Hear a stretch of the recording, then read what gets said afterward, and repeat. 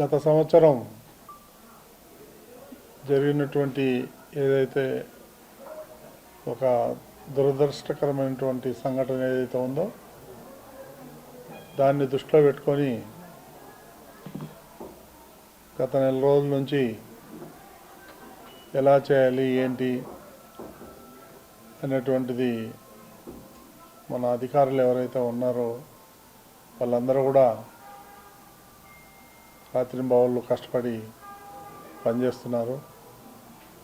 ఇలాంటివి మళ్ళీ జరగకుండా ఉండాలంటే ఏం చేయాలి, దాని మీద రివ్యూలు పెట్టుకొని మొదట 3 రోజులు ఏదైతే ఉందో వైకుంఠ ఏకాదశికి దాన్ని లాటరీ ద్వారా సెలెక్ట్ చేయడం జరిగింది. 2వ తారీఖు నుంచి భక్తులు ఎవరైనా రావచ్చు, దర్శనం చేసుకొని వెళ్ళొచ్చు అనేటువంటి నిర్ణయం తీసుకున్నది మీకు అందరికీ తెలుసు. దానికి అనుగుణంగానే ఎలా చేయాలి, ఏర్పాట్లు, ట్రాఫిక్ ఎలా కంట్రోల్ చేయాలి, మిగిలిన విషయాలు ఏవైతే ఉన్నాయో అవన్నీ కూడా అధికారులు రోజు రివ్యూ చేసుకొని దాదాపు పూర్తయిందని చెప్పచ్చు. ఈరోజు నేను రోజుకొక డిపార్ట్మెంట్ని ఏదైతే ఉందో తిరుమలలో, తిరుపతిలో వాటన్నిటిని కూడా ప్రత్యక్షంగా చూసి అక్కడ ఏం మౌలిక సదుపాయాలు ఏం కావాలో అవన్నీ కూడా చేయటానికి మేము సిద్ధంగా ఉన్నాం. రేపు బోర్డు మీటింగ్లో ఉన్నాయి. సుమారు 50 పాయింట్ల వరకు రేపు అజెండా ఉంది. కొన్ని ముఖ్యమైన అంశాలు ఉన్నాయి. వాటన్నిటి మీద కూడా కూలంకషంగా రేపు చర్చించడం జరుగుతుంది. వీటన్నిటికి కూడా కొంత పరిష్కారం వస్తుంది అనేటువంటిది మాకు గట్టి నమ్మకం ఉంది. సో ఆ దిశగా మేము పయనిస్తున్నాం. దీనికి అందరూ సహకరించాలి. మొట్టమొదటిగా మీడియా మిత్రులందరూ కూడా సహకరించాలి. ఎక్కడైనా ఏదైనా ల్యాబ్స్ ఉంటే నేను జనవరి 10వ తారీఖు వరకు ఇక్కడే ఉంటాను. ఇవన్నీ కూడా ఏర్పాట్లన్నీ కూడా పర్యవేక్షిస్తున్నాను. కాబట్టి మా దృష్టికి మీరు ఏదైనా ఉంటే తీసుకొస్తే దాన్ని మనం సరైన మార్గంలో పెట్టడానికి అవకాశం ఉంటుంది. కాబట్టి మొట్టమొదటిసారిగా ఈరోజు PAC 2 చూసాం. రేపు బోర్డు మీటింగ్ అయిన తర్వాత PAC 1, ఇట్లా మిగిలినవన్నీ కూడా ఎక్కడైతే పబ్లిక్ రద్దీ ఎక్కువ ఉన్నారో అక్కడన్నీ కూడా ఏర్పాట్లు ఎలా ఉన్నాయి, ఏం చేయాలి, ఇంకా మనకు 15 రోజులు టైం ఉంది కాబట్టి అవన్నీ కూడా చేయటానికి అవకాశం ఉంటుంది. కాబట్టి ఇప్పుడు PAC 2 పర్వాలేదు, బాగానే ఉంది. PAC 1, PAC 3 అంత బాగాలేదని విన్నాను నేను. ఈరోజు వేరే కార్యక్రమం ఉండి నేను తొందరగా వచ్చేసాను.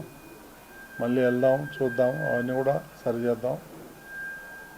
మంతెన సత్యనారాయణ రాజు అనేటువంటి ఒక దాత ఎవరైతే ఉన్నారో అమెరికాలో ఉండే అతను NRI, అతను ఈ PAC 1, 2, 3కి సుమారు 9 కోట్ల రూపాయలు ఇస్తామని చెప్పేసి ప్రకటించారు.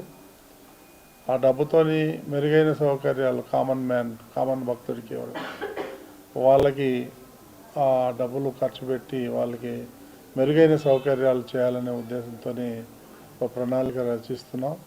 అది కూడా త్వరలోనే అవుతుందని చెప్పేసి ఆశిస్తున్నాను. అదేవిధంగా నిన్ననే నేను ఒక స్టేట్మెంట్ ఇచ్చాను.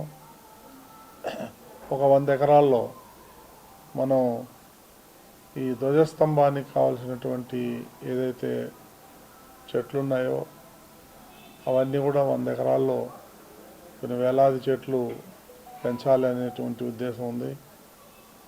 మనం భారతదేశంలోనే కాక ఇతర దేశాల్లో ఉండే వాటికి కూడా మనం టీటీడీ నుంచి సరఫరా చేసే విధంగా ఒక దీర్ఘకాలిక ప్రణాళిక అది. ఇప్పుడు స్టార్ట్ చేస్తే ఒక 20 ఏళ్ళకో 30 ఏళ్ళకో అవి పెద్ద చెట్లు అవుతాయి. అప్పుడు మనం ఎక్కడ ఏ అడవుల్లోనూ పోయి ఆ గవర్నమెంట్తో మాట్లాడి తీసుకురావాల్సిన అవసరం లేదు. మనమే చేసుకుందాం అన్నటువంటి ఆలోచన వచ్చింది. దాన్ని రేపు బోర్డులో పెట్టి తీర్మానం చేసి దాన్ని మొక్కలను పెంచాలనే ఉద్దేశంతో ఉన్నాం.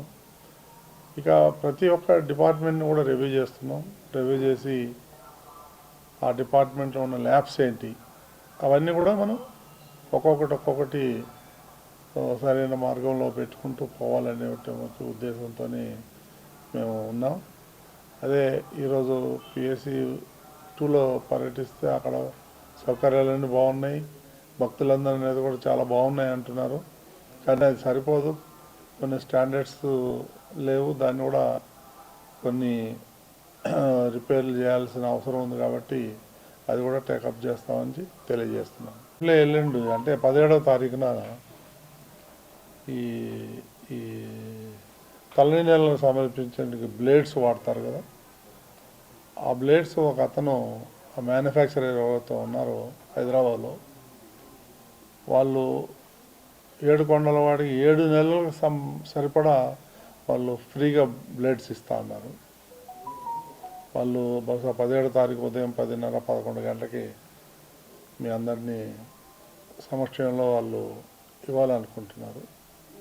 నేను చూశాను, శాంపుల్స్ వచ్చాయి, నా దగ్గర ఉన్నాయి శాంపుల్స్, నేను ఎల్లుండి చూపిస్తాను మీకు.